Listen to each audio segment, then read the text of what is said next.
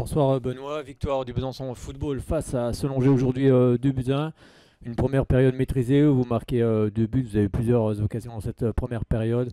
Vous revenez en seconde période, cherchez à marquer ce troisième but et finalement vous prenez un but en fin de partie. En fait, on va dire vous vous êtes fait peur un petit peu sur la fin. Comment tu analyses un petit peu cette partie ce soir?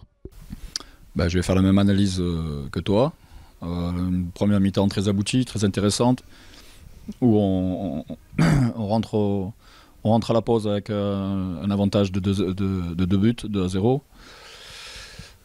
On revient sur cette seconde période où je pense qu'on la maîtrise aussi, mais on manque de tuer le match, ce qui leur donne de l'espoir, parce qu'on a 2 voire 3 occasions, mais vraiment franches, qu'on concrétise pas. Donc ça leur donne de l'espoir, ils ont joué leur va-tout. Nous, après, la fatigue aidant, forcément, les lignes sont moins serrées, les interventions sont moins franches, les courses sont moins intensives. Donc voilà, ça leur donne un petit peu cet espoir. Bon, on prend ce but à 2 minutes de la fin. Voilà, c'est dommage, ça ternit, je dirais ça ternit un petit peu la prestation.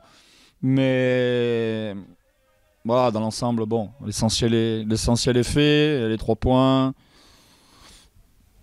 on peut être que satisfait quand même. J'imagine qu'après la défaite 4-0 à La Chapelle la semaine dernière, tu voulais voir des joueurs avec de l'orgueil ce soir?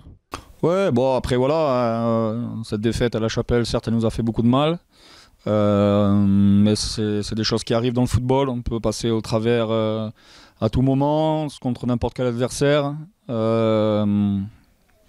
Je dirais que ce match est arrangé au rayon des oubliettes. Voilà. Après, l'essentiel était la réaction. La réaction était bonne. Les joueurs se sont révoltés.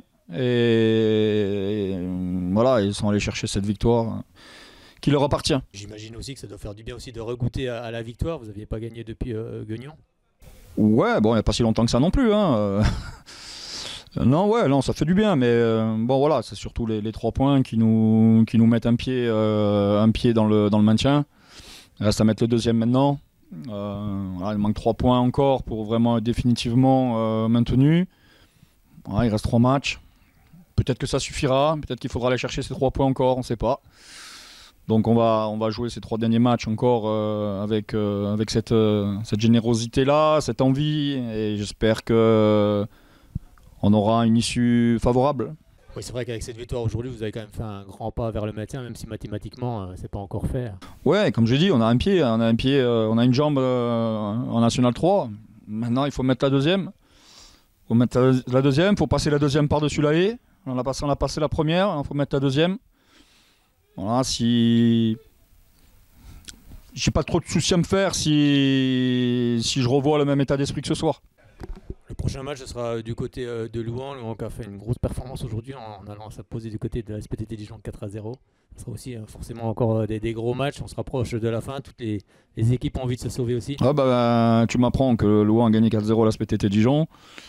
Ouais, ils veulent se maintenir absolument. Donc j'ai envie de dire, ils se réveillent. J'espère pour eux que ce ne sera pas trop tard, parce que j'espère qu'ils ne vont pas jouer le match de leur vie contre nous la semaine prochaine.